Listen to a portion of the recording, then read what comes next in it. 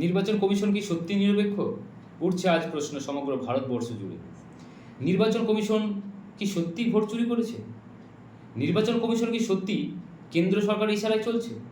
যদি নির্বাচন কমিশন কোনো সরকারের ইশারায় চলে, তাহলে কি সত্যি সুষ্ঠু নির্বাচন সম্ভব? একাধিক প্রশ্ন উঠছে। তাহলে সব আগে জানা দরকার, নির্বাচন কমিশন কিভাবে নিয়োগ হয়। নির্বাচন কমিশন নিয়োগের ক্ষেত্রে কি কোনো গাফিলতি রয়েছে বা কোনো রকম পক্ষপাতিত্ব রয়েছে? এটা প্রত্যেক ভারতবাসীর জানা উচিত আমাদের সকলের। আজকে আমি মূলত আপনাদেরকে জানাতে চাই যে নির্বাচন কমিশনার নিয়োগের ক্ষেত্রে কিভাবে ঘোটালা হচ্ছে।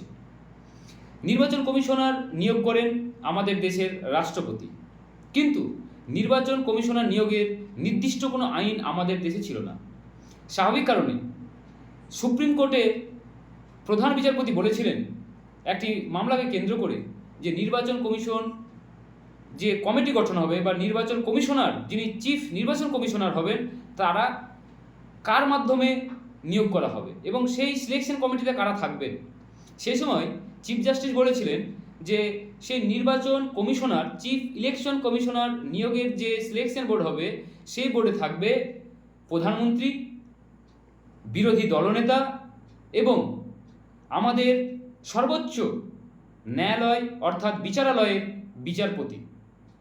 কিন্তু দুর্ভাগ্যের সঙ্গে এটা বলতে হচ্ছে যে আমাদের বর্তমান বিজেপি সরকার তথা কেন্দ্র সরকার এই রায় নেয়নি। সুপ্রিম কোর্ট বলেছিলেন যে স্বচ্ছ নির্বাচন করতে এবং নির্বাচন কমিশনারের প্রতি যেন কোনো রকম সন্দেহ না জন্মায়, স্বাভাবিক কারণে নিরপেক্ষ এবং স্বচ্ছতা বজায় রাখতে সরকারের পক্ষ থেকে প্রধানমন্ত্রী এবং বিরোধী দল থেকে বিরোধী দলনেতা থাকবেন, অর্থাৎ 1-1-2, তার সঙ্গে থাকবেন আমাদের সুপ্রিম কোর্টের বিচারপতি। তাহলে সেটা স্বচ্ছ হবে। কিন্তু নরেন্দ্র মোদী সরকার সেটা না করে নতুন বিল পাশ করলেন 2023 সালে এবং 24 সালের সেই আইন অনুযায়ী যেটা করা হলো, তাতে বলা হলো যে চিফ ইলেকশন কমিশনার নিয়োগ করার ক্ষেত্রে সিলেকশন বোর্ডে থাকবে প্রধানমন্ত্রী, বিরোধী দলনেতা এবং প্রধানমন্ত্রী মনোনীত বা ক্যাবিনেট মনোনীত একজন ক্যাবিনেট মিনিস্টার। অর্থাৎ প্রধানমন্ত্রী নরেন্দ্র মোদী যে বিলটা নিয়ে এলেন, সেই বিলে একরকমভাবে বলে দেওয়া হলো যে কেন্দ্র সরকারের 2জন প্রতিনিধি আর 1জন থাকবেন বিরোধী দলনেতা। এর ফলে কি হলো? এর ফলে যেটা হলো খুব ক্লিয়ার যে 2:1, অর্থাৎ শাসক দলের 2জন থাকবে আর বিরোধী দলে থাকবে 1জন। স্বাভাবিক কারণে আজকে প্রশ্ন উঠতেই পারে যে নরেন্দ্র মোদী যাকে চাইবেন তাকেই কিন্তু নির্বাচন কমিশনার করতে পারবেন। এখানে বিরোধী রাজনৈতিক দলের কিছু করার নেই, এটা আইনে পরিণত হয়েছে। তাহলে আপনারা আজকে ভাবুন, যিনি বর্তমান নির্বাচন কমিশনার রয়েছেন, ভারতবর্ষের বিরোধী দলনেতা শ্রী রাহুল গান্ধী বারবার প্রশ্ন তুলছেন ভোট চুরির জন্য, বারবার প্রশ্ন তুলছেন নির্বাচন কমিশনারের পক্ষপাতিত্ব নিয়ে। তাহলে এই যে প্রশ্ন চিহ্নটা আজকে আসছে, যদি সুপ্রিম কোর্টের কথা মতো বিজেপি সরকার নির্বাচন কমিশনার নিয়োগের বোর্ড গঠন করত, তাহলে কিন্তু আজকে এই কথাটা উঠতো না। তাহলে আজকে এটা প্রশ্ন থেকে যাচ্ছে যে বর্তমান কেন্দ্র সরকার অর্থাৎ নরেন্দ্র মোদীর নেতৃত্বাধীন সরকার চাইছে যে আমাদের নির্বাচন কমিশনটা রয়েছে, নির্বাচন কমিশনার যারা রয়েছেন তাদেরকে নিজের আয়ত্তে নিয়ে আসতে।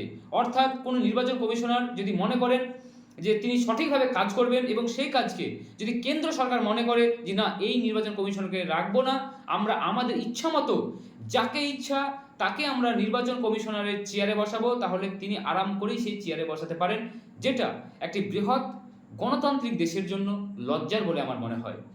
গোটা বিশ্বে যেগুলো বড় বড় গণতান্ত্রিক দেশ রয়েছে, যুক্তরাষ্ট্র থেকে শুরু করে কানাডা থেকে শুরু করে বিভিন্ন দেশ যেখানে নির্বাচন হয়, সেই সমস্ত গণতান্ত্রিক দেশে নির্বাচন কমিশনার যিনি প্রধান নির্বাচন কমিশনার হন, তার যে নিয়োগ পদ্ধতি, সেই পদ্ধতিতে কিন্তু বিচার ব্যবস্থাও যুক্ত থাকে।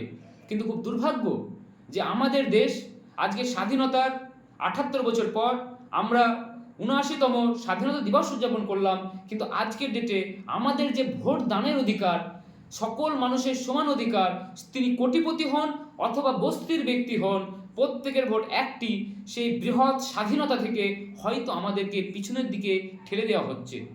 এই বিষয়টা আপনার প্রত্যেকে ভাববেন যে সরকার যে পদ্ধতিতে নির্বাচন কমিশনার নিয়োগ করছেন, এই পদ্ধতি পরিবর্তন করার প্রয়োজনীয়তা আছে না নেই।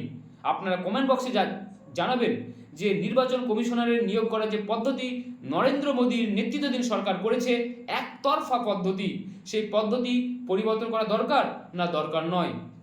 প্রত্যেকে ভালো থাকুন, সজাগ থাকুন এবং বিবেচনা করুন, কেননা আমাদের অনেক কষ্টে অর্জিত স্বাধীনতা, এই স্বাধীনতা আমাদের রক্ষা করতে হবে।